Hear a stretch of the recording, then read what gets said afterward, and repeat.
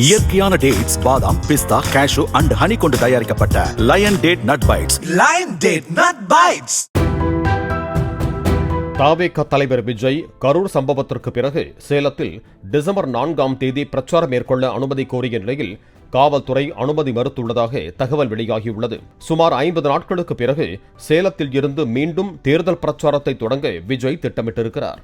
இது தொடர்பாக தாவேகா சார்பில் சேலம் காவல் ஆணையர் அலுவலகத்தில் அளித்த மனுவில் சேலம் கோட்டை மைதானம் அல்லது பழைய பேருந்து நிலையம் அருகே உள்ள போஸ் மைதானம் அல்லது தாளமுத்து நடராஜன் இல்லம் அருகே உள்ள மைதானம் ஆகிய 3 இடங்களில் ஏதாவது ஒரு இடத்தில் நண்பகல் 12 மணி முதல் மாலை 4 மணி வரை பிரச்சாரம் செய்ய அனுமதிக்குமாறு கூறியுள்ளனர்.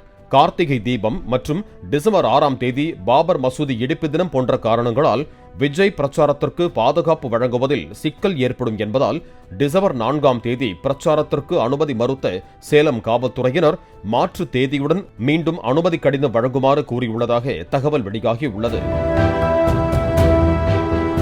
இயற்கையான டேட்ஸ், பாதாம், பிஸ்தா, கேஷு அண்ட் ஹனி கொண்டு தயாரிக்கப்பட்ட lion date nut bites. Lion date nut bites. Play store மற்றும் ஆப் ஸ்டோரில் இருந்து பாலிமர் செயலியை QR கோடு மூலம் பதிவிறக்கம் செய்யுங்கள். செய்திகளை உடனுக்குடன் பெறுங்கள்.